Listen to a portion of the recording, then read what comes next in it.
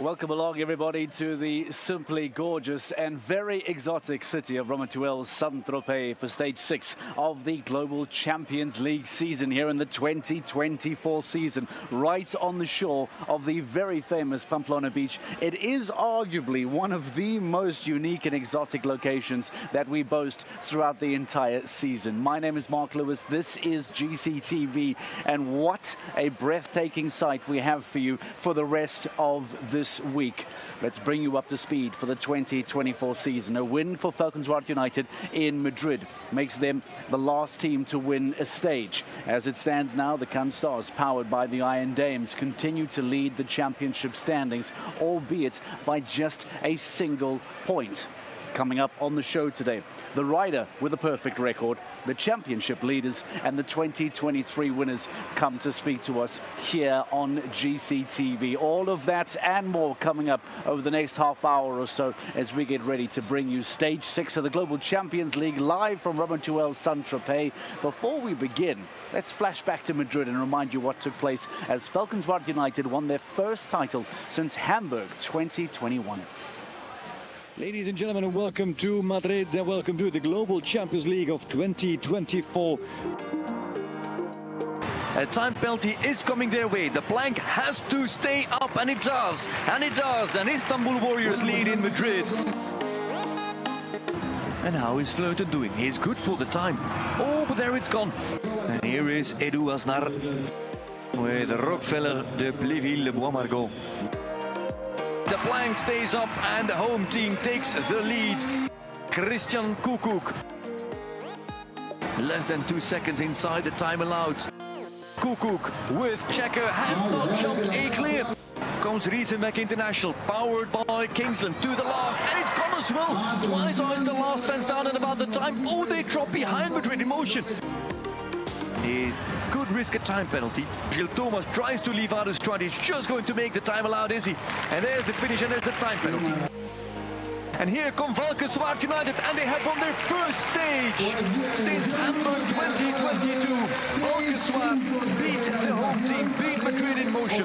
I think today also with the time a bit, the luck was on our side, and then you always need a bit of luck to win. Yeah, sorry we beat Madrid, but you know we had to win.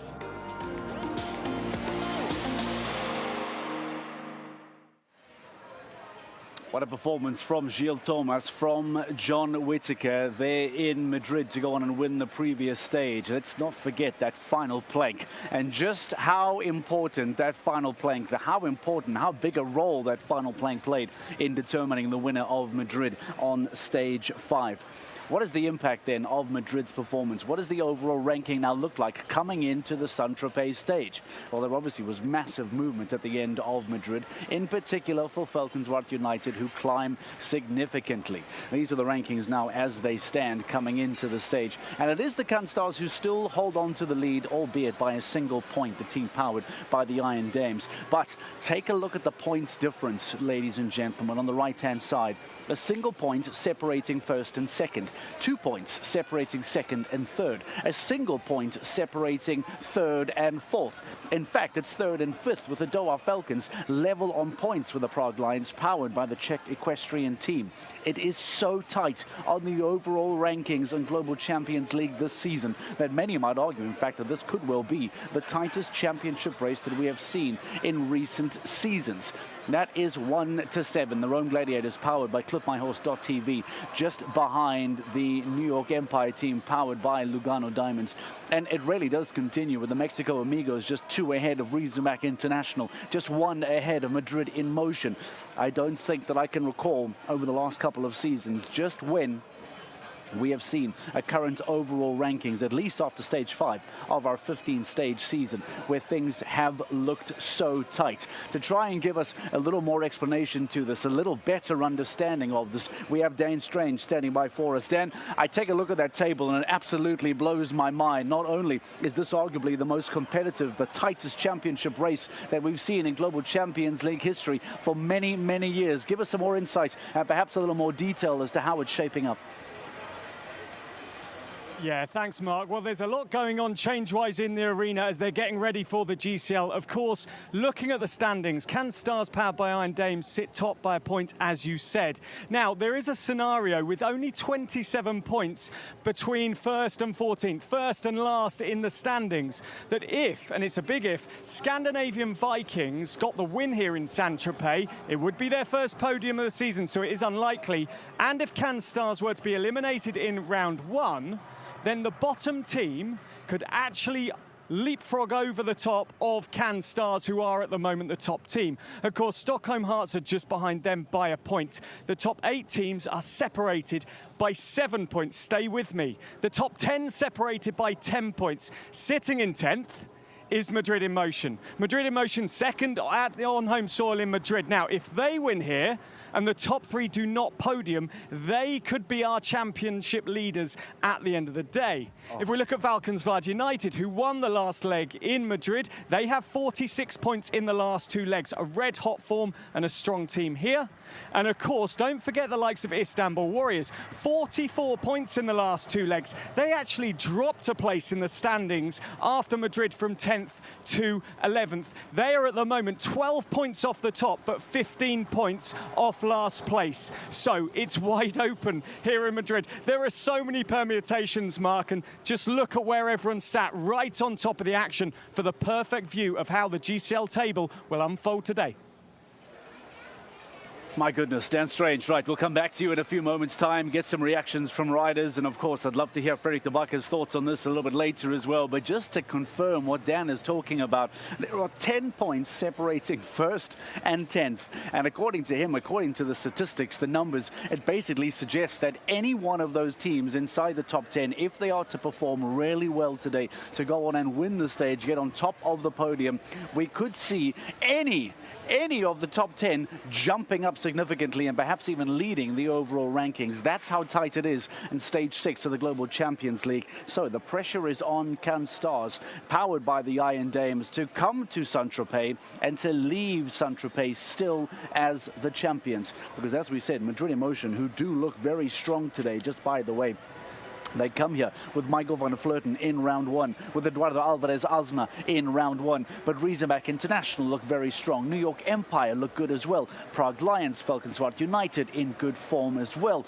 It does mean that any one of those top 10 teams today, a good performance inside this ring, well, all of a sudden the championship lead, the championship table can significantly change. How does that make the Can Stars, powered by the Iron Dames, feel then? Well, we caught up with Kim Emmen to find out how the team is doing ahead of today's Global Champions League.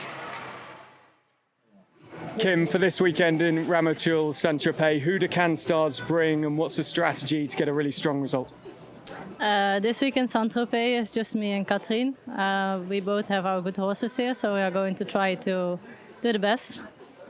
So just 2 of you leaves you with no options for any changes. What sort of challenges does that bring to a weekend like this? Of course, it's always challenging because you cannot change. So if one horse is not feeling 100%, you maybe have to jump the other horse 2 rounds. But I think we both we are in good form. Katrien jumped her other horse also already, and this course clear, and my horse also feels super. You took In Flame Go to Shanghai. It's a very different arena here. Have you had experience in this arena before, and what are your views on how to approach it? Yeah, I have to say In Flame Go was super in Shanghai. He also had to do a few rounds to get used to the arena because it was so impressive for the horses. I jumped last year also here in Saint-Tropez with Delvaux and Edgar.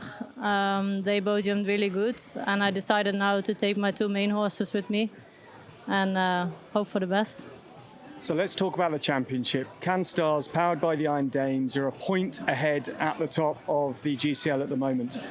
What are the pressures around that, and how do the team psychologically approach this weekend? Okay, we are in the lead. I think me and Katrien are both in good shape. So I think we make a good chance this week to keep on top of the podium. We have already decided who is going to Cannes also next week. We didn't really speak about that if we don't win this week, where we end up. I think we all just have a positive mind and we try to do our best. And hopefully luck is on our side. Kim, to you and Cannes Stars, good luck for this weekend. Thank you very much. Kim Owen giving us some perspective as to how the Cannes Stars are feeling going into GCL round 1 today. The big question then is, where do they find themselves in the start list? The draw has been done. This is how the teams then shape up for today's opening round, round 1 of GCL from Tropez. Mexico Amigos drawing the unlucky number 1. Falcons United will come out second today. And as we mentioned, no Gilles Thomas in that starting lineup today, at least for round 1. Marcus Henning and John Whittaker will start. Razorback International 3 and the Cannes Stars, powered by the Iron Dames, find themselves in 4th place. But we're talking about the tightness of the season. We're talking about the competitiveness of the Global Champions League this season. And based on that start list, based on the riders that are available to us, I imagine that this makes life very, very difficult for Frederik de Backer standing by for us. Frederik de Backer, welcome to the show. I'm not normally very good at picking the favorites. That's why I leave it to you. But I have a feeling that this weekend, even you might have some difficulty. Talk to me about just how incredibly these teams shape up today and why they are making your life so difficult. Well, it starts, you know, if you have already a very clear championship leader, you would always favor the championship leader because they've been so strong, but you don't really have that very dominant team this year that we had over the last 2 years. I'm talking about Stockholm Hearts, I'm talking about last year Paris Panthers, and especially Riesenbeck International, powered by Kingsland. And there is your name already, Riesenbeck International, powered by Kingsland. They are third to go in round 1 mark with Philip Weishaupt coming in on Kobe, and with Mumbai for Christian Kukuk. Now Mumbai has jumped 2 rounds, hasn't made any faults so far, so Mumbai is in very good form. As we go through the list, I pass Cannes Stars, I pass Scandinavian Vikings, I look at Prague Lions, powered by the Czech Equestrian team, with the Vos and with Spitz. Favorites, you ask me? No, not really favorites, but I do consider them as the dark horses, and I'm talking about round 1 because we don't know yet what is coming for round 2, which horses or riders might be or might not get changed. Round 1, I'm looking at New York Empire, powered by Lugano Diamonds, that team with Scott Brash and Hello Valentino, with Salt and Pepper for Jody Hall McAteer. And I know I just spoke about not looking at round 2. I do want to look at round 2 because they have got Hello Jefferson here and Hardessa. So Jody Hall McAteer and Scott Brash are a team to look out for the New York Empire, powered by Lugano Diamonds. I know that they have also got Paris Sellen here on side. The question is she going to come in at her first stage in a GCL round 2? My feeling says no, but they might prove me wrong. Istanbul Warriors, Monaco Aces, Madrid in motion. Remarkably, very early, already in round 1, bring out Rockefeller de Pléville, Bois-Margot. Michael van der Vleuten is on Elwieke. So that would mean that Asnar is not going to ride Rockefeller de Pléville, Bois-Margot in the second round. Would that mean that Roger Bort is coming in, or is he going to opt for his second horse, for Legend? That is a question that only they will be able to answer. Shanghai Swans, team to look out for. We know what happened in the past. And then the last 2 teams are to look out for as well. Doha Falcons with Blood Diamond Dupont for Arquetin and Dexter Fontenay for Simon de Lestre. And last team to go, Stockholm Hearts, powered by H&M. We Love Horses, with now Jessica Springsteen and Nicola Philippaerts. And they have got Don Juan van der Donkhoeven waiting in the wings, as well as Mali Bayard Johnson with H&M Indiana. Overall favorite, Mark? You ask me? Stockholm Hearts, powered by H&M. We Love Horses. Great draw for them right at the end of Least Global Champions League round 1. Right, Frederik de Backer, thank you very much. Just giving us some insight as to how difficult it is to pick because of how well the teams have shaped up thus far this season. But as it stands now, just one extra feather in the cap for the Stockholm Hearts, powered by H&M. Jessica Springsteen, Nicola Philippaerts will be the last team to go. But do not underestimate Madrid Emotion. As Frederik said, we know that Rockefeller is going to come out early in round 1 with Eduardo Alvarez Asna, Michael van der Vleuten and Elwieke in round 1. Let's catch up with Madrid Emotion. Dan Strange with Michael van der Vleuten. Yeah, thanks, Mark. We're down here with Michael van der Vleuten of Madrid in Motion, named by Frederik de Backer as the favourites from today, Michael. However, it was a very close run thing. There were a lot of teams in the mix. Looking back on Madrid, where you finished second, what were your reflections there coming into Saint-Tropez?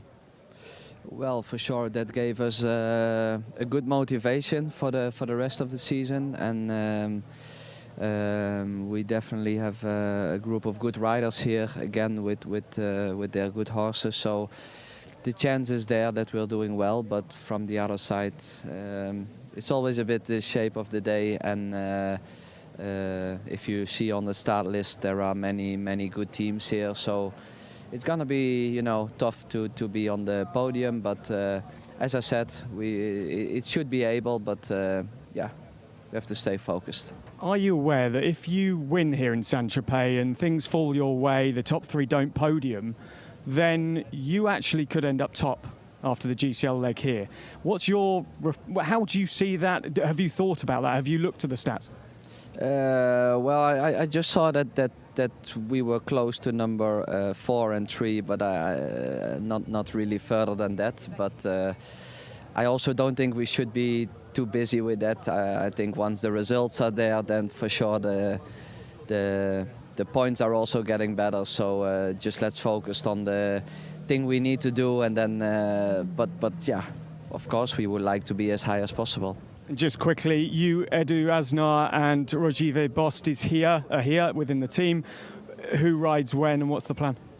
We have decided to start, so myself and Edu in the first round, with me with Elwicke and Edu with Rockefeller. And then we leave the second round open still, because Bosti is of course also a very strong combination, and so we leave that open and see. We decide straight away after the first round. Michael, good luck for today. Right, good, thank you. So Michael van der Vleuten giving nothing away there, because that was the question of Frederik de Backer. With Rockefeller jumping in round 1, does Aznar bring in a second horse for the second round, or does Rogier Bosti then come in for round 2? That will be the question for Madrid in Motion at the end of Global Champions League round 1. For now, we take a break. When we return, more build-up to stage 6 of the Global Champions League.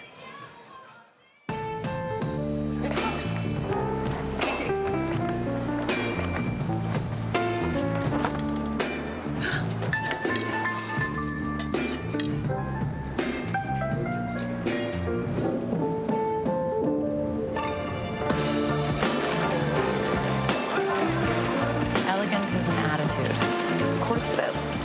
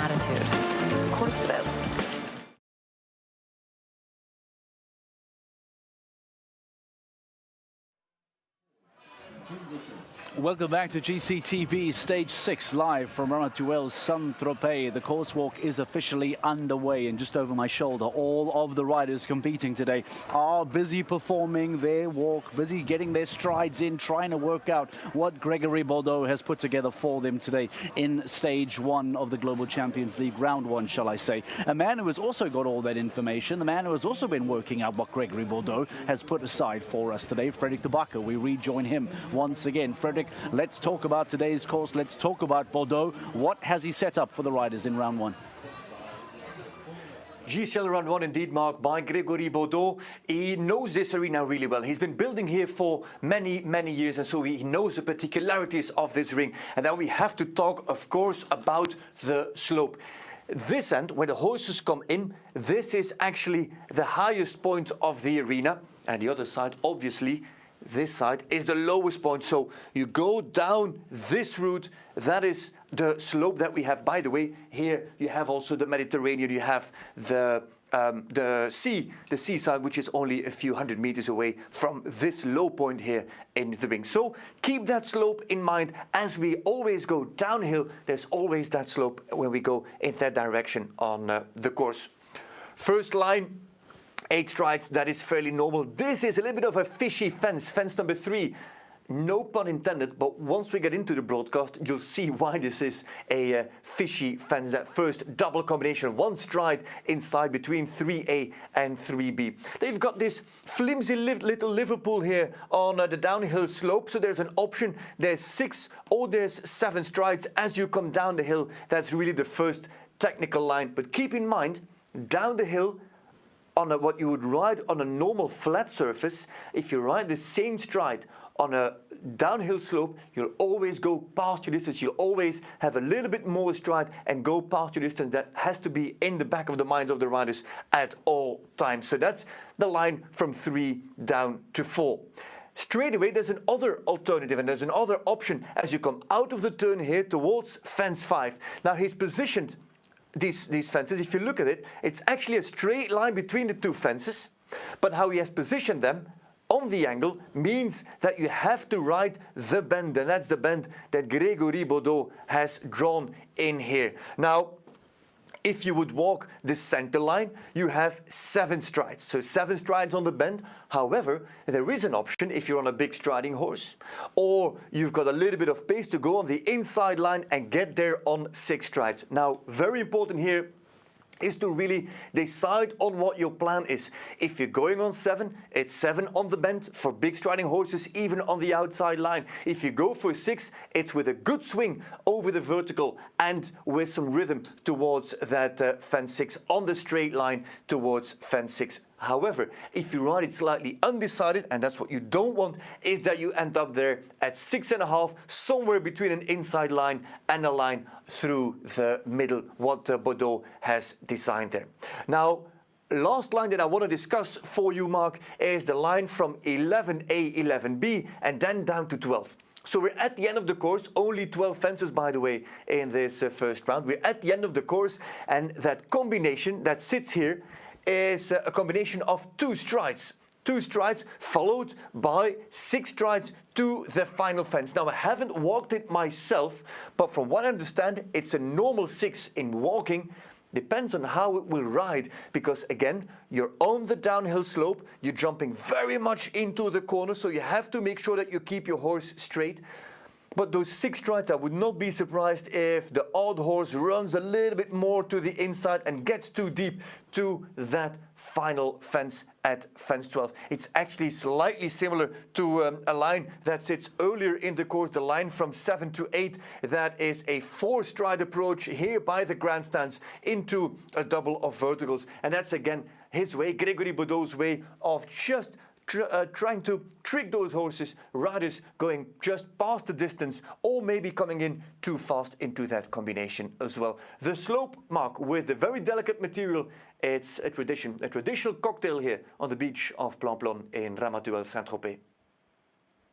I like that very much. Ferric de Bakker, thank you very much, giving us some insight into what Gregory Bordeaux has put together for today's Global Champions League Round 1. It's what the riders are going to have to deal with in a few moments' time as we get ready to kick off the action. We're going to get some reaction from some of the riders, find out how they are feeling about what has been designed. We have left Dan Strange loose inside the ring. He'll be grabbing some reaction, getting some of the riders. And also, we still need to talk about the fact that we're going to have Mr. Perfect on the show in a few moments' time. One of the riders who still remains unbeaten, undefeated, faultless in Global Champions League, and that is Marcus Eining. We'll chat to him a little bit later on as well. For now, though, let's talk about the Istanbul Warriors, powered by Carpe Diem. Dan Strange standing by. Darren Dermasoy is giving us some thoughts on Round 1. Dan Strange, what have you got for us?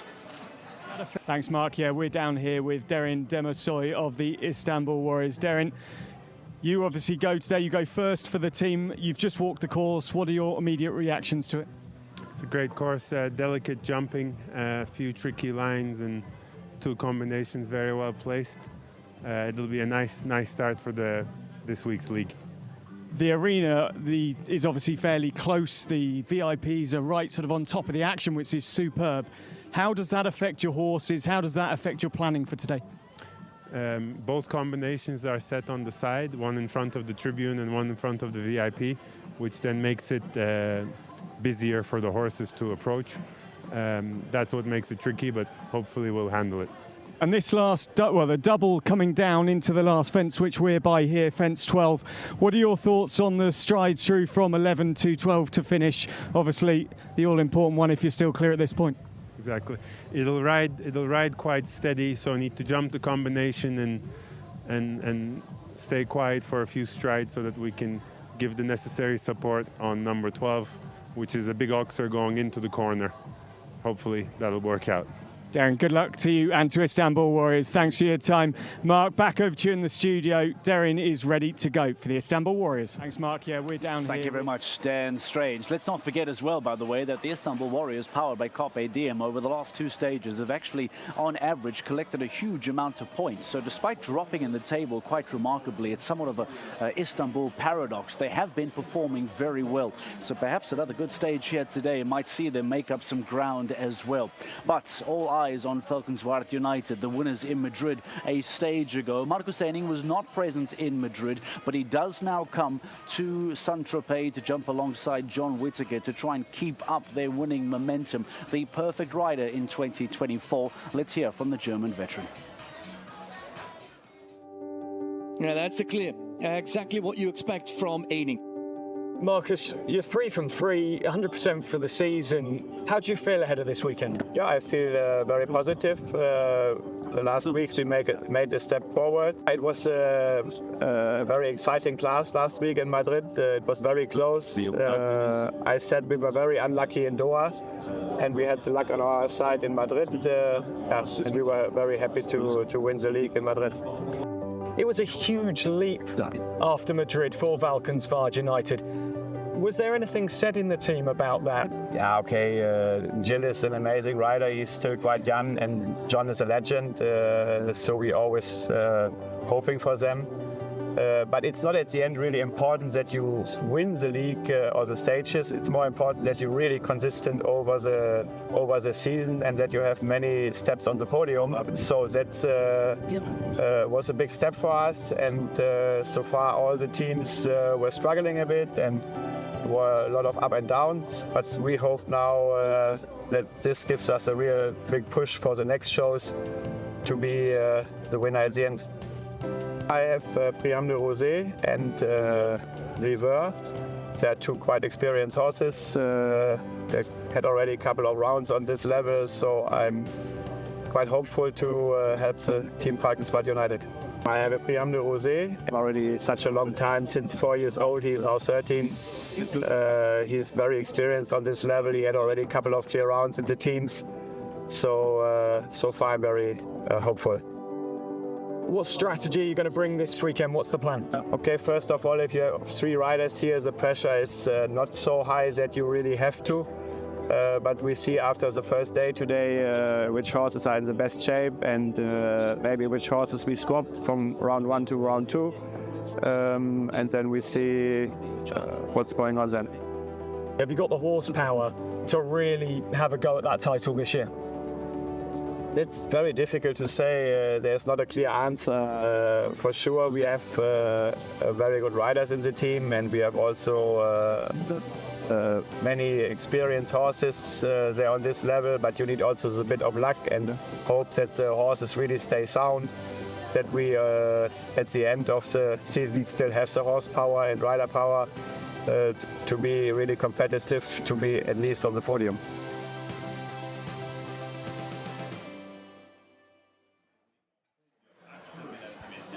Always wonderful to hear the thoughts of Marcus Eining, such a teacher in his words. Don't forget, there is, of course, Pursuit of Greatness episode. Season 1, in fact, was about Marcus Eining. That is available for you on demand on GCTV if you want to hear more about what goes on inside that incredible mind of Marcus Eining. Falconsworth United will be alongside him and John Whittaker today for round 1. But what happens if I go on to mention Mumbai, if I mention Kobe? Well, all of a sudden, that should send some shivers down the spine of any opponent in Global Champions League. Of course, we talk about Riesenbeck International, powered by Kingsland. Dan Strange standing by. Philip Weishout is alongside with him. Dan, let's hear how the Riesenbeck boys are feeling today. Yeah, thanks, Mark. I'm here with Philip. Philip, you jumped Kobe, you jumped Mumbai between you and Christian in the first round. How are you thinking? You've just walked the course. How are you looking ahead to this one? Yeah, completely different show ring here than we had 2 weeks ago in Madrid. It's totally different way of show jumping. Everything is small here and on sand. Compared to Madrid, everything was big and open on the grass. But it's a fair course. It's nice. It's big enough. It's very tricky. Thanks God we have 2 experienced horses with Mumbai and Kobe here. I think Checker will jump the second round for Christian. So I think even though it's tricky and technical and high, we shouldn't be too worried. I hope the luck is on our side, and we can be on the podium. That would be great. You were on the podium, of course, in Madrid. The last plank, of course, was the undoing of you in the end. When you went away and analysed that last round for the 2 horses, for you and for Christian, what did you take from it? What did you learn on that undulating course? Obviously, it's different here today, but what did you take from the last round? I mean, last week or 2 weeks ago in Madrid, both horses jumped really good. I mean, we had it served on a silver blade. We just had to take the win away. But unfortunately, we both had the same rail, both the last plank. Both of our horses didn't jump it with enough respect and just hardly touched it, but came down both times. That's the sport. We can analyze it a lot of times, but in the end, you need the luck on your side. That day, it wasn't really, so we tried to make it better this day. The podium finish in Madrid jumped you up to 9th place. You and Christian, known a bit as the dream team. Is it time this season to get that win here now on stage 6? It's definitely time to move up and get better than we did so far. With the 9th place, of course. So now it's really time for us to step up, and we are trying hard to make it happen. And of course, Riesenbeck International, the all-conquering Riesenbeck International, aren't far off the top. Philip, thank you so much. Well, Mark, it's getting really exciting down here in the arena, so close to the off in the GCL Stage 6 here in Saint-Tropez, Ramatuelle. Thank you very much, Dan Strange. So high are the standards of Riesenbeck International, powered by Kingsland, that even finishing in 3rd place, getting onto the podium is not good enough, because for Christian Kuckuck, for Philip Weishout, that final plank in Madrid did prove costly and arguably stopped them from winning the stage. And now here they come back to Saint-Tropez together once again, Kobe and Mumbai in GCL round 1, and they will not allow anyone to make that same mistake twice. So some ominous signs being sent out to the teams around Riesenbeck International. Early start for them, 3rd to go in the opening round. How will they then find themselves performing in, as Philip says, a very different look and feel from what we just jumped in Madrid in the previous stage. Now, before we wrap up and before we get ready for the action, we want to try and include you more into the show. We want you to have a say in the show. We want you to feel a part of the GCTV live studio, and because of that, we're encouraging you to get involved in different ways. Firstly, if you you would like to send a question to the winner, because you must remember, by the end of tonight, we will have the Global Champions League state winners of Saint-Tropez here in the studio with us. If you want to chat to them, if you want to have your question asked to the winners, on your screen there is exactly what you need to do. Send your questions to us on Instagram at GCL_official, and we will go through all the questions. We'll pick some of the best ones, and of course we will credit you on the show. You will hear your name, you will hear your question, and it will be answered by our stage winners. Alternatively, of course, we want you to share your photos with us as well, because if you can picture a more iconic venue, if you can picture a more aesthetically beautiful place than Ramatuelle Saint-Tropez, we want you to be able to share with us, where are you watching today's stage 6? Take a photo of your laptop, of your iPad, of your phone, wherever you are doing. Show us how you are watching GCTV today, and share your photos with the hashtag GCLST Saint-Tropez 2024. And we want to see how you are watching GCTV this weekend. So in mind, thank you for joining us. Thank you for having us here on the show, having us in your homes, in your space. Let's get ready for Global Champions League Round 1 live from Ramatuelle Saint-Tropez. This is GCTV, and the action starts next. Well, ladies and gentlemen, welcome to Saint-Tropez Ramatuelle for the 6th leg of the Launching Global Champions Tour and, of course, the Global Champions League. And as today is a Friday, it is Global Champions League Day here on the Côte d'Azur and the French Riviera, where 14 teams will come together. But before we get to those 14 teams, we have a group of individual riders that will take on this meter 55 course that has been built by Grégory Baudot. Class worth just shy of €60,000 in prize money, and 18 individual contenders will come forward into this meter 55 class. Here at the Longines Athena Onassis Horse Show, as this event is named, which is, by the way, the 10th running of the LAOHS. Only the 5th time, however, that Global Champions League lands in Saint-Tropez.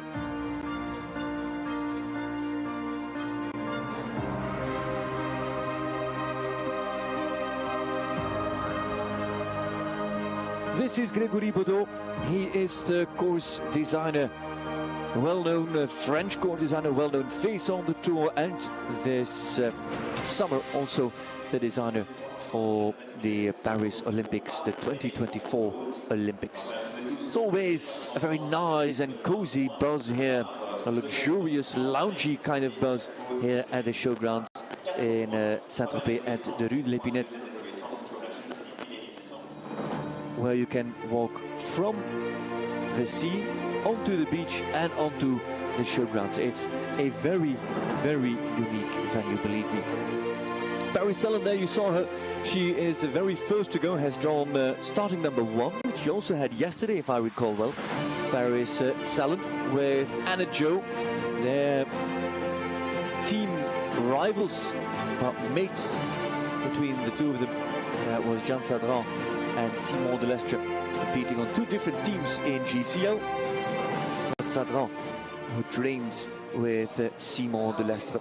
In the background there, Jan Topsen and Edwina Tops-Alexander. Edwina Tops-Alexander not competing in the 5-star event. She has brought some younger horses here that she is preparing for the next stages, maybe, that need to step up into the bigger classes. And that's the case for Edwina Tops-Alexander, and the reason why we will not see her. Paris Sellen, as mentioned, is first to go, followed by her Stockholm Hound, powered by H&M teammate, and that is Malin Bayard Jonsson. Julien Impayard and Koen Torel in the speed class is always one to watch. And the last 2 from the individuals are Kevin Stout and Oliver Lazarus. And as from there, we kick off with the teams, with Eduardo Pereira de Menezes and Giacomo Casadei representing the Mexico Amigos. League leaders, Katin Eckermann and Kim Emmen for Can Stars, powered by Iron Dames. And at the latter stages, you find Madrid in Motion, you find Shanghai Swans with Sadran and Kuhner, you find the Doha Falcons with Simon Delestre and Jessica Springsteen, as well as H&M Luna van het Ruitershof with Nicolas Philippaerts. There is Julien Anquetin. handing out some autographs, some signatures to the French fans. The very best of luck as we get set to welcome in. And this is Paris Salon with Anna Jo waiting in the tunnel that connects the warm-up and the main ring.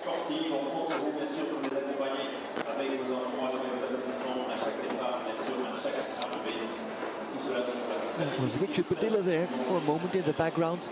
Team manager of New York Empire, powered by Lugano Diamonds, and as you can see by that fence, Lugano Diamonds, that is the Oxer at 7. This is also a big event for the Lugano Diamonds, with also Georgina Bloomberg competing here.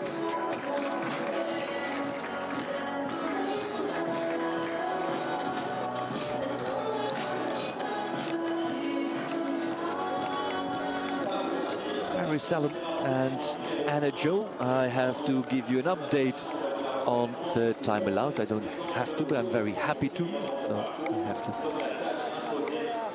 Time allowed in this class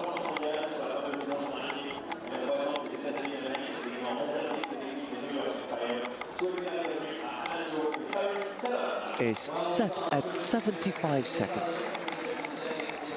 75 seconds the time allowed. It's a very airy fence, as you can see there in the background, the jet fly vertical. That is fence number 4, Liverpool. Underneath, Jodie Hall-McAteer, also to join Richard Padilla on Kiss and Cry.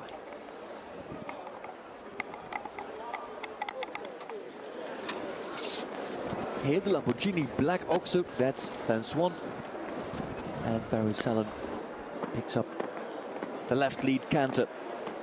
Oh, and there Anna Jo having a little look, what I believe was at the video wall in the background.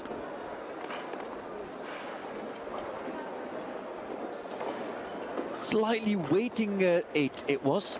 Had to check once, just to get a bit more room. The fishy double combination. Colorful fence.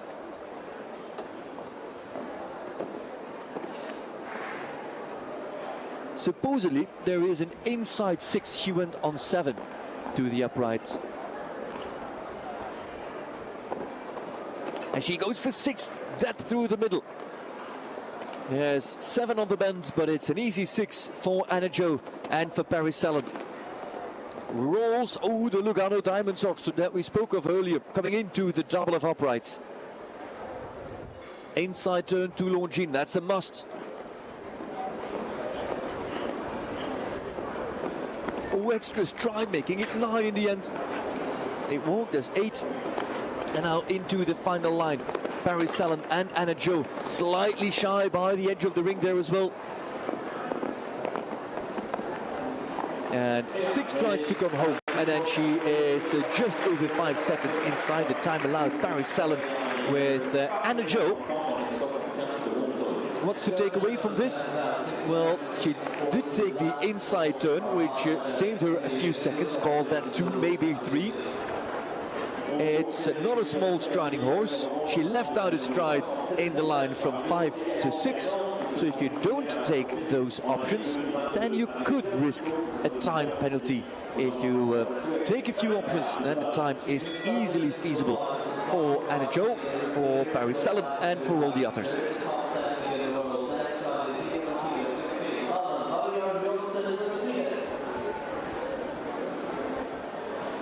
Malin Bayer-Johnson with the pirouettes on Diamantino. The Holsteiner gelding.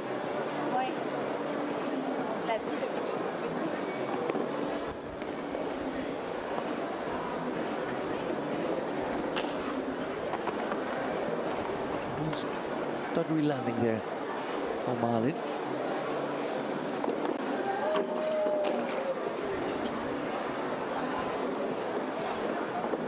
Not clean out of that first double Diamantino.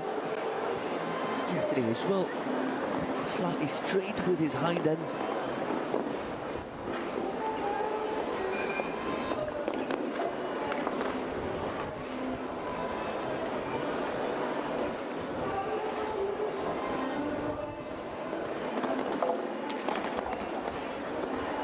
No, the horse he isn't himself today, he wasn't himself yesterday, and is Marlin retiring?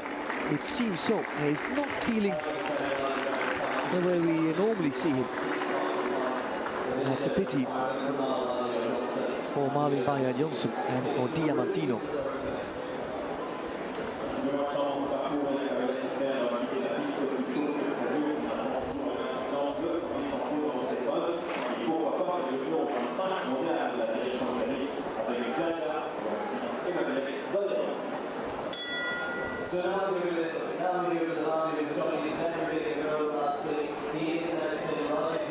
Difficult start for Marlin Bayer-Johnsen and for Diamantino.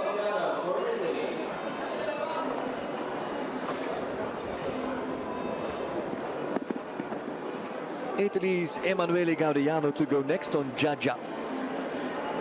Or Jaja's is Dutch bred. Might mean yes, yes. There's gelding by Sirocco Blue and Baloubet du Rouet. It's an ultra careful pedigree, if you ask me.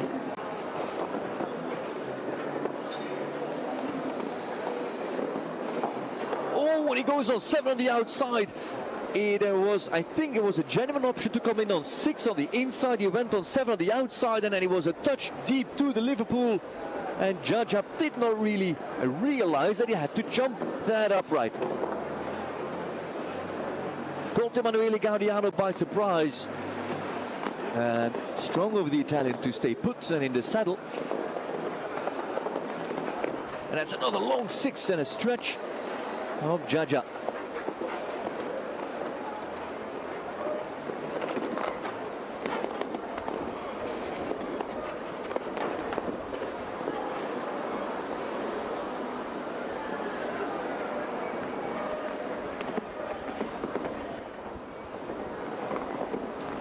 Oh, another deep one there coming into that Liverpool oxen. He's working hard there, Emanuele Gaudiano, picking up time penalties as he has passed the 75 seconds that are allowed by Grégory Baudot.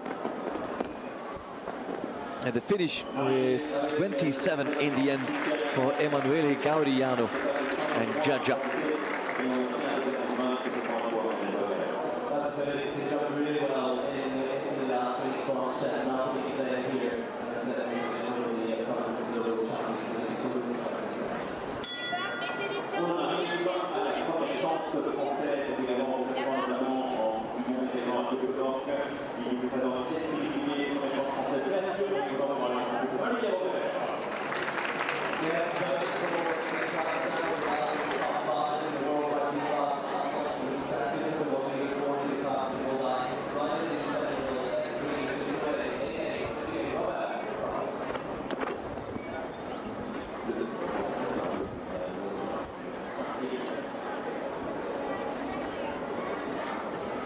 Olivier Robert and Esprit du Figuier is the next couple.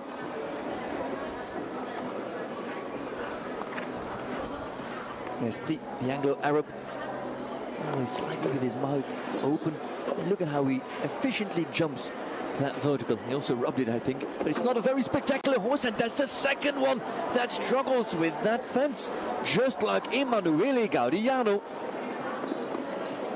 It's a half stride for Olivier Robert and Esprit du Figuier.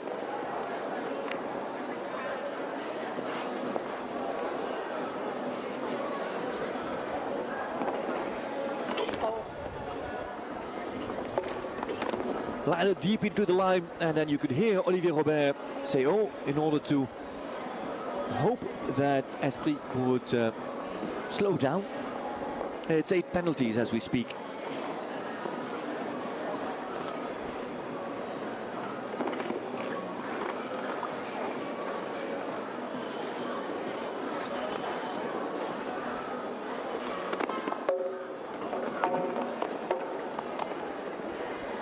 And drifts there through the line and comes home on 15. He's 3 seconds outside the time allowed, and so 3 extra time penalties for Olivier Robert, the Frenchman, who wanted to be competitive, but then had that 6.5 stride approach. It was to the upright at 4. What will we see now? 1, 2, 3, 4, 5, 6, 7. Oh, it's 7.5 even. 7.5 it was for him. He thought he had given him enough room for the upright, and he was there on 7.5. Gaudiano was there on 7. And would then the 6 be too far away on the inside line? Apparently so. It's a fence to keep an eye on there. Fence 4. The upright of Jet Fly gets plenty of attention. Fuego de la Croisière with Jane Richard.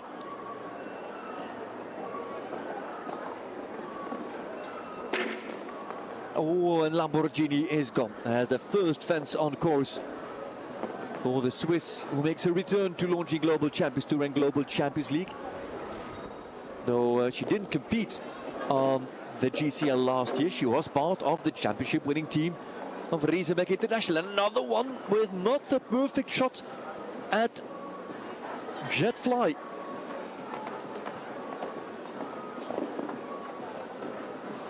Is somebody going to risk a direct 6? Or is it never there? Is it then too far away? But is 7 also too tricky?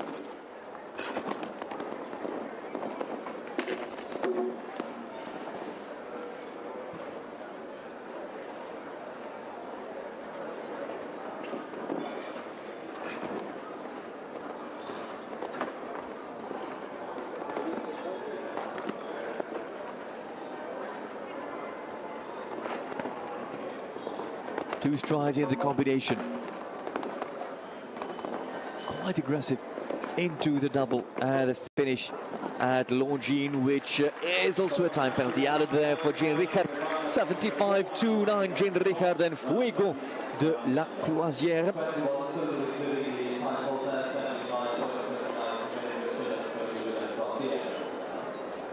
So the competition proceeds as we look for the first player who's going to be completing 5 out of the 18 individuals go so far.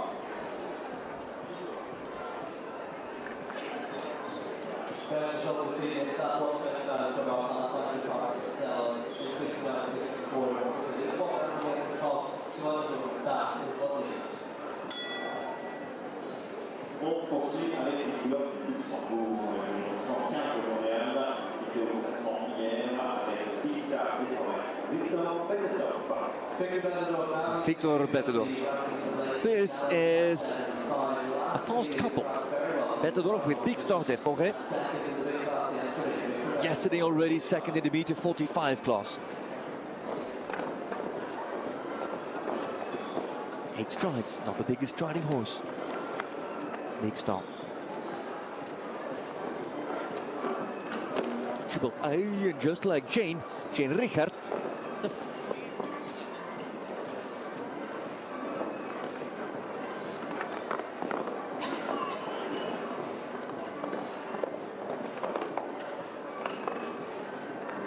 Still moving because there are no clears so far.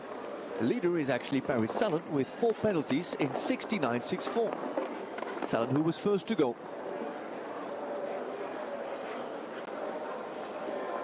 Salon faulted on the Lugano Diamonds Oxer. Bettendorf on here, the fishy double combination. Oh, and now Premium Airs with Milena Maria Papas. It is 8 for Bettendorf. That is now potential second place with 8 penalties. The finish on 8, 63.64. Wow, that's another 6 seconds faster than Paris Salon, but Salon on 4 penalties, Bettendorf on 8 penalties, and so second place at the moment for a man from Luxembourg, Victor Bettendorf with the Big Star de Forêt.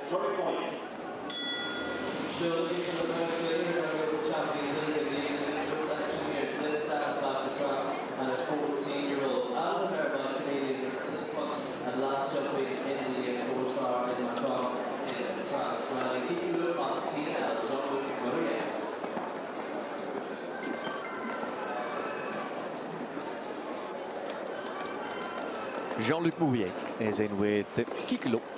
Kikelo van TNL, bred at the same stud farm as the Lux van TNL. Kikelo is by Carabas van de Wateringhoeve and Canadian River with the French veteran.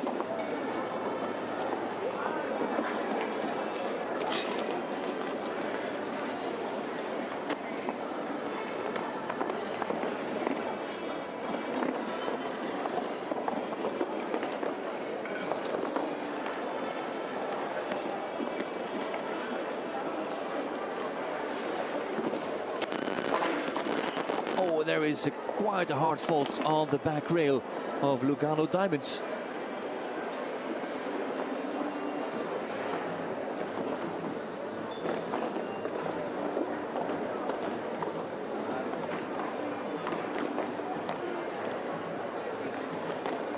Jean-Luc Mourier, Kikelo van TNL, final line, not as fast as Bettendorf.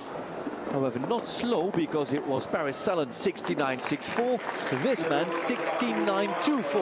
So two have gone faster now than Paris Sellen, but the both of them had two fences down. None have gone clear after the first 7, and it's not an overly big course, not at all. But it's the lightness of the material that does it so far. A 4, 2 8s, a 15, a 21, a 27, and somebody who has retired. As if they've walked the course and decided that this is very jumpable. They have mistaken themselves. It is jumpable, but they don't treat it with the same respect that Grégory Baudon would demand.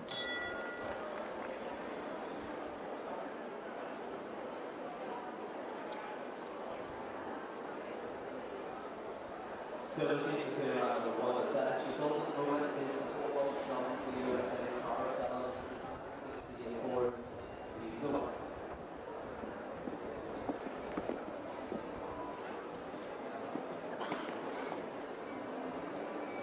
The return of Anna Kelnerova to Global Champions League this weekend, it seems at least, not yet on the team of the Prague Lions, powered by the Czech equestrian team. Kelnerova with Hurricane DD.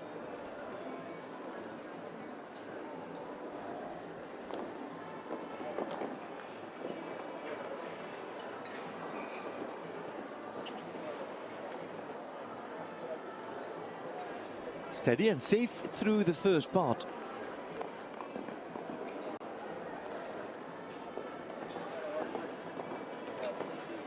And 6 slightly on the inside line, up the hill.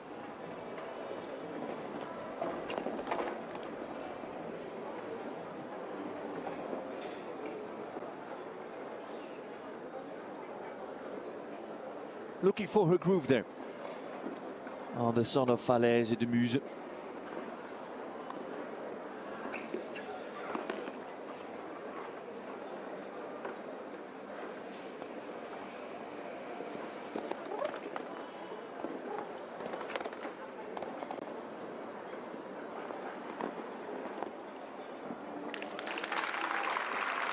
Two to add for time makes 6 in total. 76.06 for Anna Kelnerova, and Hurricane time allowed is 75 seconds. That's Anna Kelnerova and Hurricane.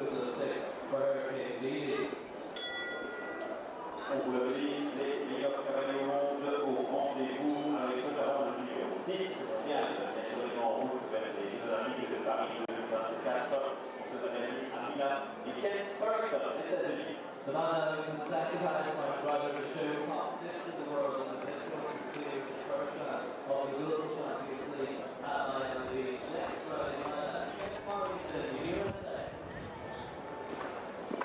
Here is Ken Farrington on Myla, who is 9 years young, by Crunch and Quadros. Crunch was ridden by Rolf Göran Bengtsson, and Quadros back in the day competed well under the saddle of Marco Kutscher.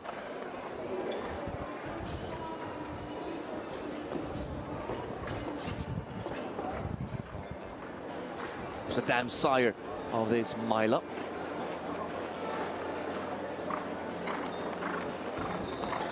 world number 6 in the ring in Tropez at the 6th stage of the season.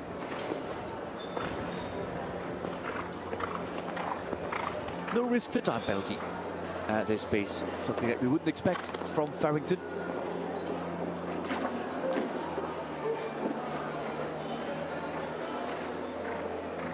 Rushed the double slightly. You don't really see it on this camera angle, but there is quite a slope here on this ring. Now you go down, this angle does show it.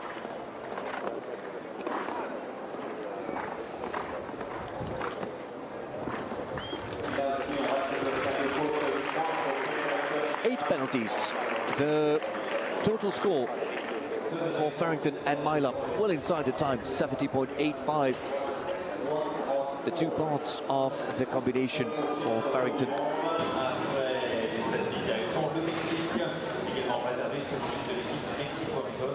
Farrington also with Tulena present here in Saint-Tropez. We are 9 combinations into this competition, and so far no combination has gone clear.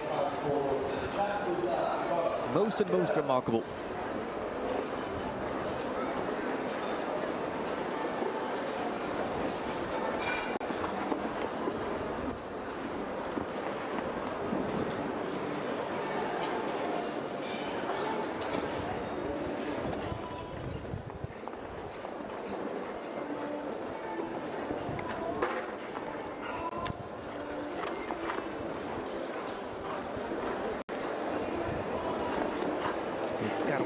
Guerrero with H5 Chaco-san, Chaco Blue and Sandro Boy. It's not a surprise if you reread that name, Chaco-san.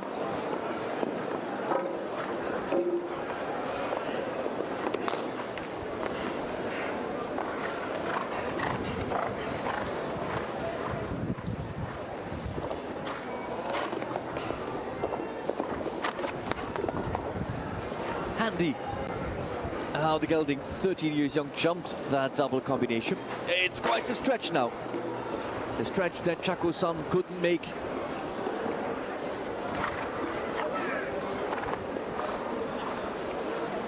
And 8 penalties is the score. Carlos Guerrero.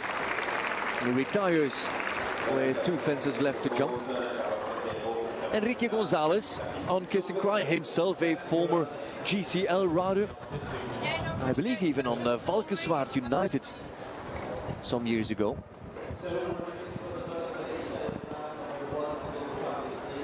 Or London Knights, yeah, he was part of the London Knights team before it became a Poland Farms own team.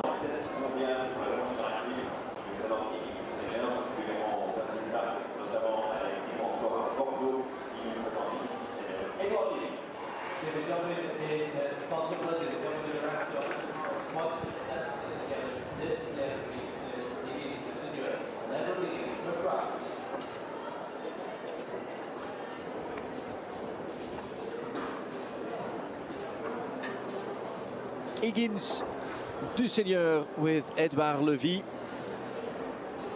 10 combinations have passed, no clears so far. Higgins by Inch'Allah de Muse and Ogano Sit.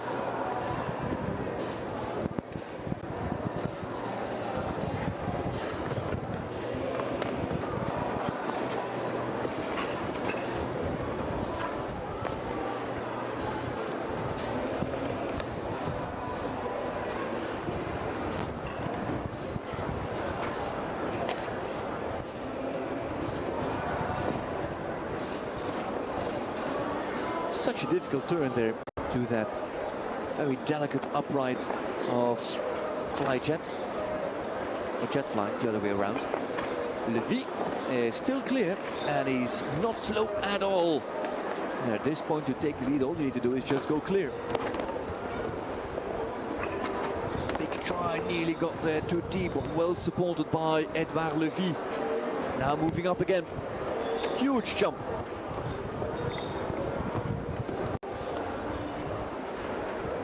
8 to premium mares. Final line coming, 6 to get home for Edouard Levy and Higgins du Seigneur.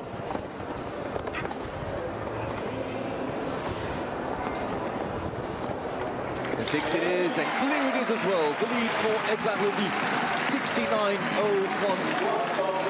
With that time, he is still miles off the time of Victor Bettendorf. That was 63.64. But Edouard Levy, of 11 riders, he is the first to go clear. And at this point, is the leader in this meter 55 speed class. The individuals of Global Champions League.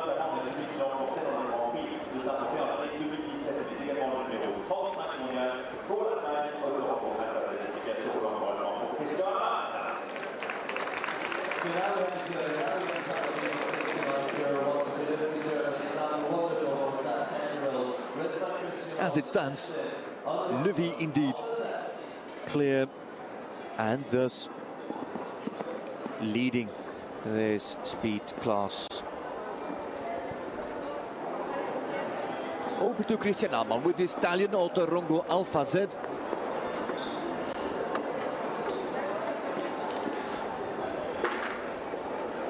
Ooh, extra stride on 9 to the Oxer and a touch on the back rail.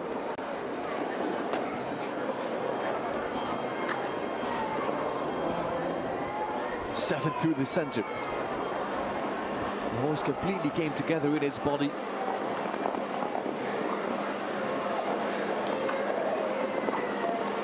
He's got a touch long there for Amann.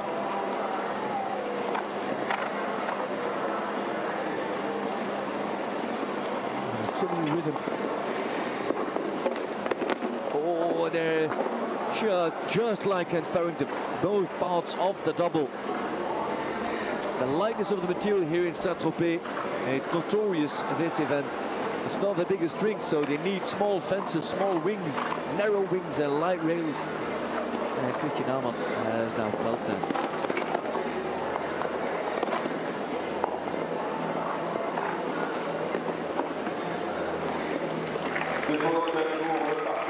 Eight penalties, 72.14. Just like Ken Farrington, though, Amann is another second and a half slower to take 7th in the end. Farrington is 6-5, Jean-Luc Mourier, 4 Victor Bettendorf, 3 Anna Kelnerova, 2 is Paris Salon, and 1 is Edouard Levy. The leader has the only clear after the first 12 in this speed class.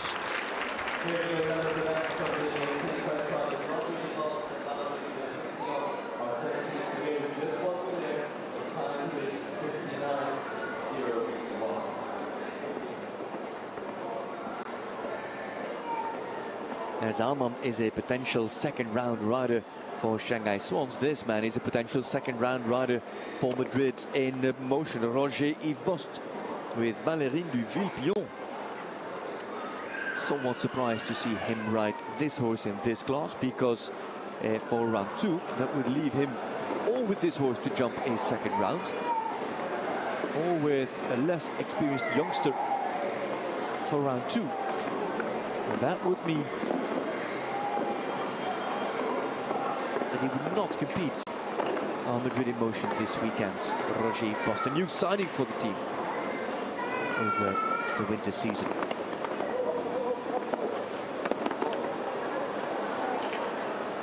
Unbelievable how he does that through that combination. He pulls and releases at the right time. His timing is perfect on Bosti. And though his style is unconventional, it's all in the timing.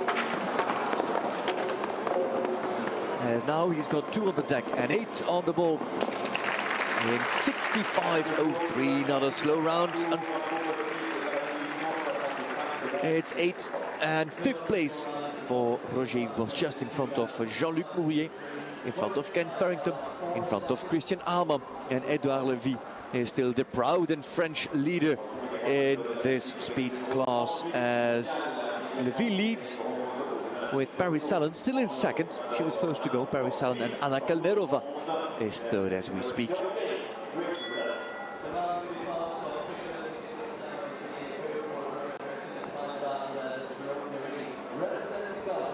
5 to go from the individuals before heading over into Global Champions League. Jérôme Guéry with Great Britain.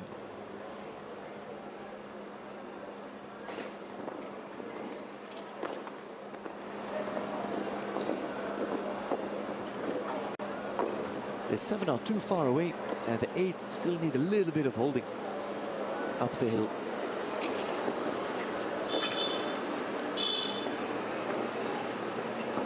And he also goes there, and it seemed that he would have the 6. Tried it in the end, the 6 he would not have gotten there. On 6 had to make a last check, late check, to get that slight small 7th stride. 6 are possible though in that line.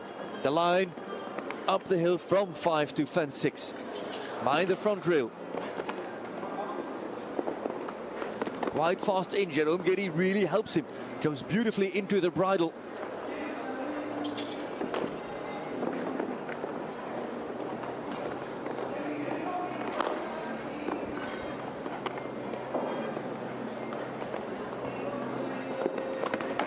This is fast. This is much faster than Levy. Jérôme Guéry with Great Britain, a Doha Falcons rider, but as individual he takes the lead in 66.55. Jérôme Guéry with the Great Britain. A moment of luck there in front of the vertical and for the jet fly vertical with the Liverpool, but as from there it was very smooth sailing for Jérôme Guéry, who gets in front of Edouard Levy by 2.5 seconds. But just for context, he's still half a second slower. Sorry, what am I saying? He is 3.5 seconds slower than Victor Bettendorf with his fast 8. He's 5th at the moment.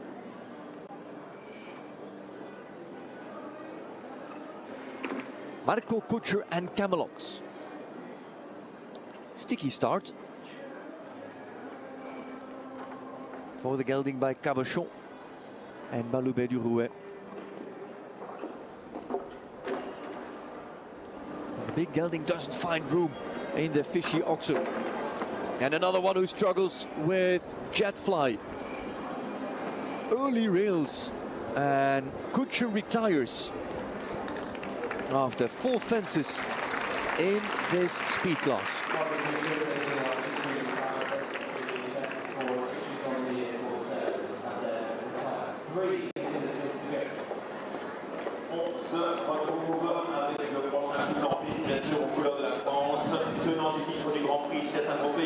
Également le numéro 4, maître de la vitesse, avec ce magnifique tac Contourama, bien sûr que ça s'appelle à l'encourager comme c'est voir Julien Bayard, parmi nous. How strong is the time of Guéry? Well, we know that Bettendorf, as you see there, is 3 seconds faster, but came out with 8 penalties. Now we will really put Guéry's time to the test. And Julien Bayard is in the ring with Cancun Torel Z. Cancun by Cosinus and Granus.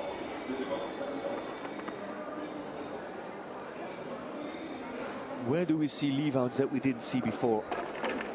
Oof. No shoes, no boots, bare naked Cancun Torel, just over that first oxer.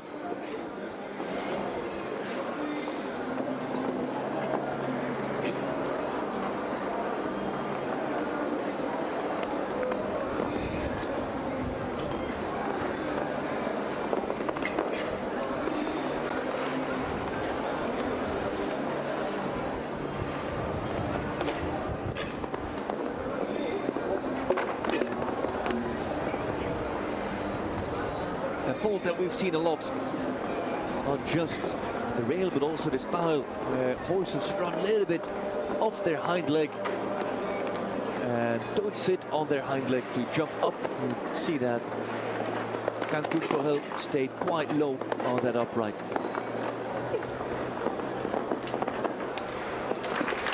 The time in the end 64.13 for Julien Bayard and Cancun Torel Z. That means that he is half a second slower than Victor Bettendorf. The 4 penalties put him in 3rd, and Empayar on his turn was more than 2 seconds faster than our current leader, than Jérôme Guéry. But that looked very uncomfortable. And now that back rail is still up. First a major rub with the front leg, then a major rub with the hind leg.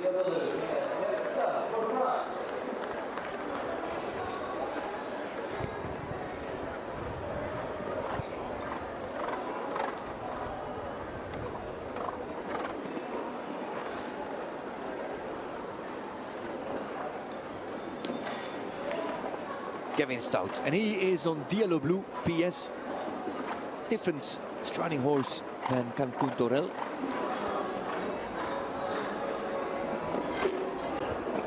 Stout efficient there. And he also has to wait late to get the 7. Comes moving out of the turn. And then in the end, they all have to wait for those 7 strides. And for some, it has shown difficult, those 7 strides. More difficulties in the beginning, that's true.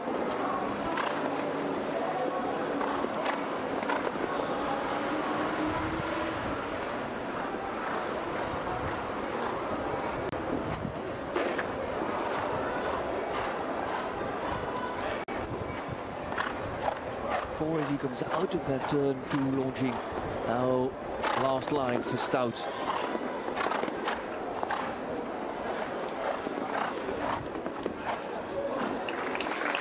On 4 penalties in 66.08 seconds, Kevin Stout ranks 4th as we speak, behind Julien Empayar, in front of Paris Salon. Jérôme Guéry, the Belgian, leads the way, and then 3 French: Edouard Levy, Julien Empayar and Kevin Stout. But only 2 clears after the first 17 riders in this class. And that with 1 still to go from the individual competition.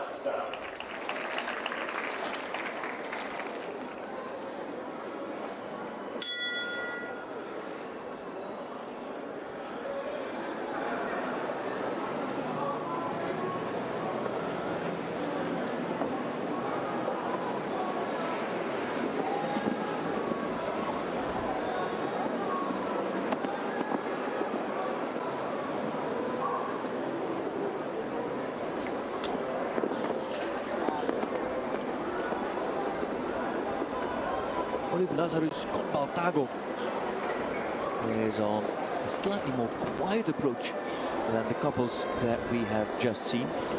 And Guéry, then Empayar, then Stout, then Levy. He knows that only, big stride there of Combaltago doesn't fit. Maybe for him the 6 would have made sense, but that's of course easy with hindsight.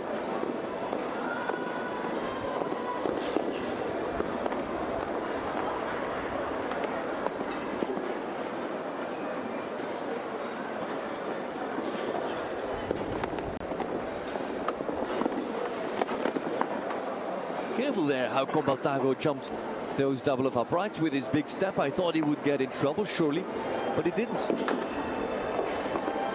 He is riding for 6th place. The land behind Paris Salon, the slowest on 4, 69.64 is her time. Paris Salon was first to go in this class. Lazarus, number 18, might even pick up a time penalty at 75 seconds. There's the time penalty, making it 5 in the end for Oliver Lazarus and Combaltago PS.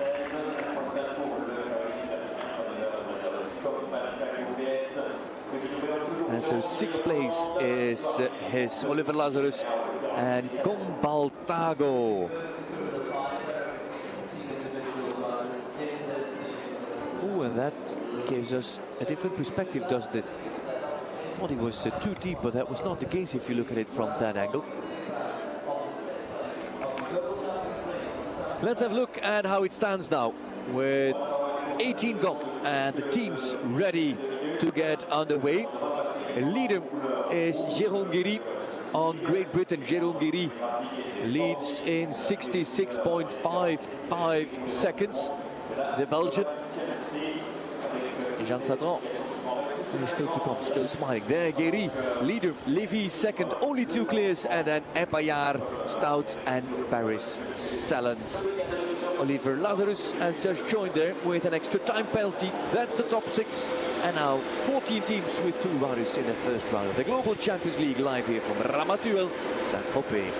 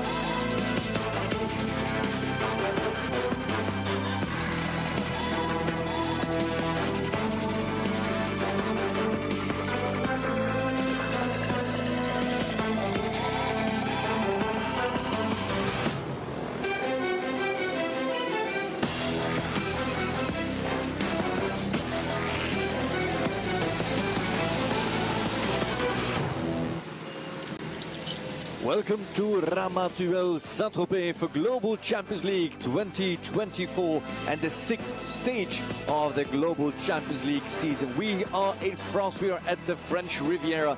We are just off Plage Pamplonne in Saint-Tropez, known for its beautiful harbor and its gorgeous small village and that beach, that sand that invites us. But we're invited by the show jumping sand, as this is a look at the final preps that are being made to the course that has been built by Grégory Baudot for round 1 of Global Champions League. The league held over 2 rounds with all jumping penalties counted and carried into the second round as well. It's a sunny day, but it's quite windy, as you can see. There is, I believe, Duarte Shebra. Shebra still sitting back and relaxing. He is not competing as a team member for Monaco Aces. He might come in for round 2. The previous winners, as you can see, New York Empire, powered by Lugano Diamond, successful here last year. Then the Lions, Valkenswaard United, and the Madrid in Motion before COVID hit us in 2019. So New York Empire in a good form here last year. And to be fair, New York Empire with a very strong team here this weekend as well, with Jody Hall McAtee with the 2 top horses, as well as Scott Brash with Hello Valentino and Hello Jefferson.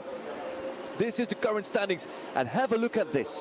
1 point between the first and the second, 2 points between second and third, 1 point between third, fourth and fifth, 1 point between fifth and sixth, half a point between sixth and seventh, and it continues at the other page as well. Bottom line is the first 10 teams are just 10 points apart on the championship standings. Never before, after 5 stages, has the championship been this tight.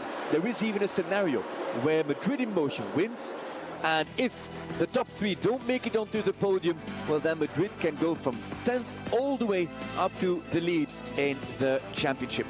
The arena measures 85 by 40 meters, and Grégory Baudot has used very delicate material in his course design. Starts at the bulky Oxer, I have to say, at fence 1 of Lamborghini, and then 8 strides up the hill. There's a significant slope to this arena, 8 strides up the hill to Longines Athena on Narcisse Rochaud, the official name of this event. And then as you come out of the turn, colorful, yet no wings on the sides, the fish combination 3A, 3B, and then a holding 7 to the fly jet upright with the Liverpool. That is not an easy bend, that's not an easy turn.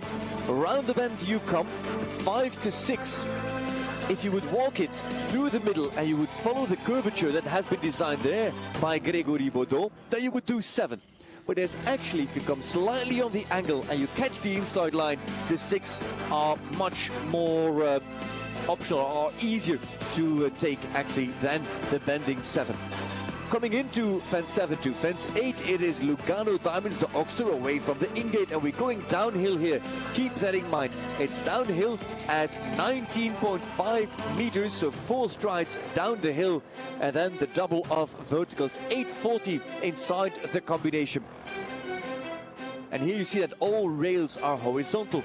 Once we get into the live images of this double, you'll see that he has added some of his own flavor and his own style, Grégory Baudot, to the double of uprights. Inside turn to fence 9.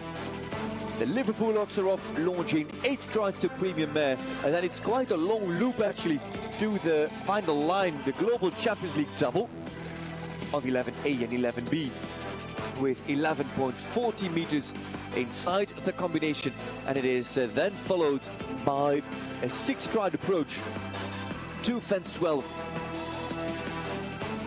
Quite a big Oxer coming into that combination, and then 6 strides come next to Longines, the Oxer that sits jumping towards the LED screen and towards the corner there at the lower end of the arena.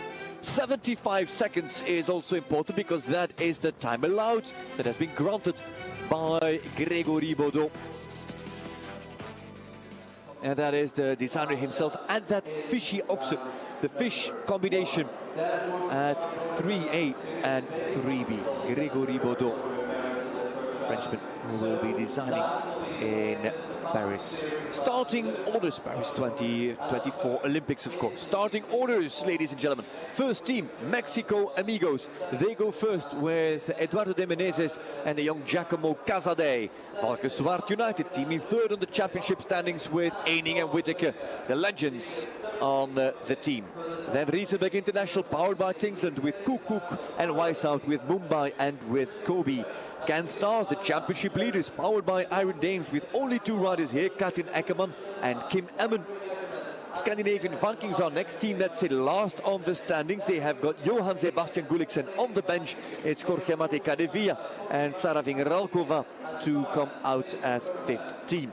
Rome Gladiators, powered by ClickMyHorse.tv, with the reliability of Laura Crown and the youth of Nina Malvet. Last team before the break, Prague Lions, powered by Czech Equestrian Team. De Vos is on Jarina, Thibaut Spitz is on Impress Gates, an all Belgian lineup. New York Empire, powered by Lugano Diamonds after the break. Last year's winners, McAteer and Brash. Then Istanbul Warriors, powered by Carpe Diem Equestrian Team. Derin Demirsoy makes his season debut alongside Andreas Kau on Dark Deluxe.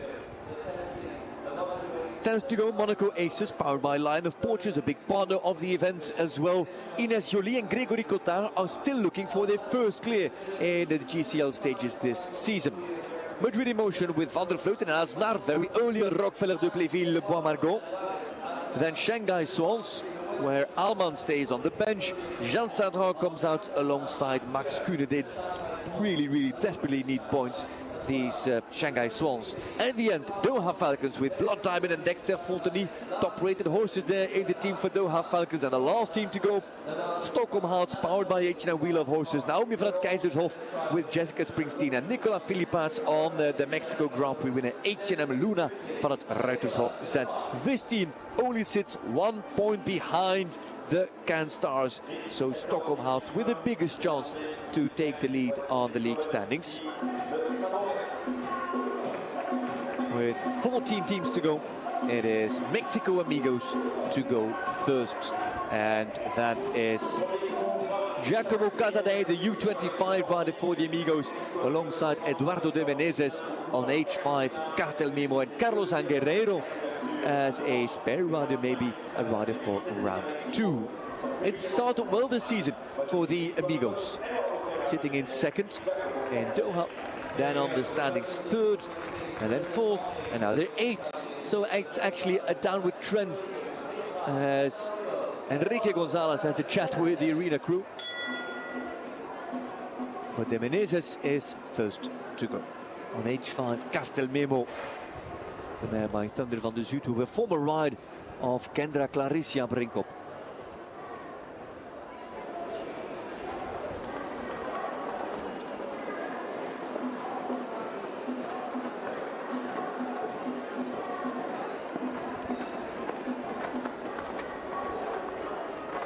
Lamborghini, the Oxer first.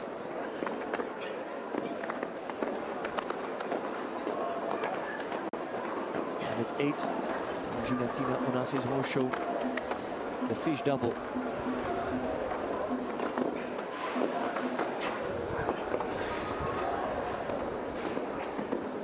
We're waiting 7.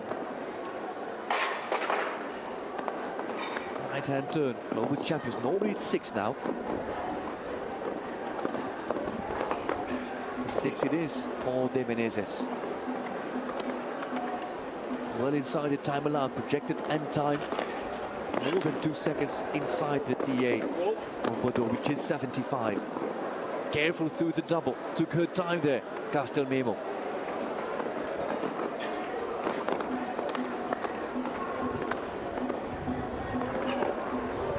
At 8 is just going for a steady double clear here.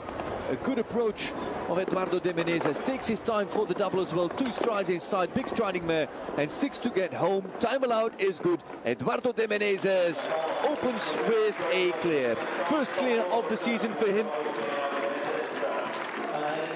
And a good start for the league, but especially for Mexico Amigos and Eduardo Pereira de Menezes on H5, Castelmemo.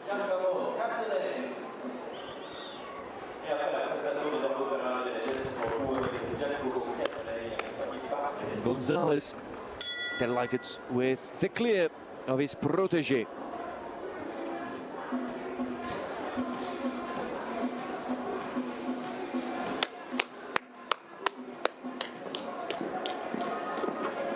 And here's the youngster, Giacomo Casadei with Let's Go FZ.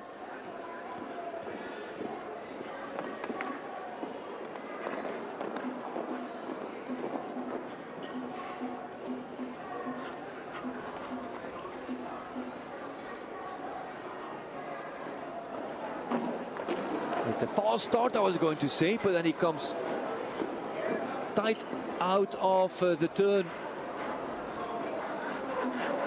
So 4 penalties early for Casadei, the fish oxer.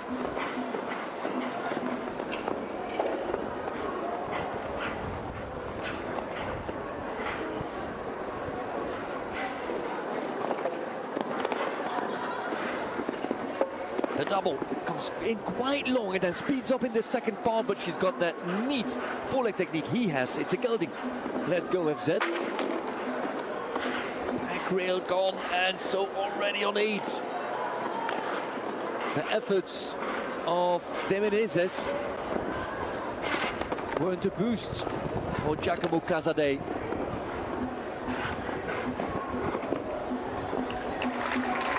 And Oman 8, 1:38.32 is the combined time of all riders on the Mexico Amigos. 8 penalties it is for them. The clear for De Menezes and the 8 for Casadei. Trying to be really competitive. That turn flies through the turn. Hugs the premium mare's vertical, and then it's just too deep. And I understand, because this horse has got a phenomenal front end, so you can always go 10, 50, maybe 20 centimeters deeper than. Disappointment for the Mexico Amigos. 8 penalties that perhaps don't give them the ideal start for Global Champions League Round 1. If you want to continue watching the action, you want to see how the rest of the teams do in Global Champions League this afternoon, live from Tropez, Falcons Ward United are the next team out the gate. The winners in Madrid. You want to see how Marcus Ehning and John Whittaker do? Make sure you sign up for your GCTV live pass right now. Join us for the rest of the action. Global Champions League from Tropez continues. Get your pass now.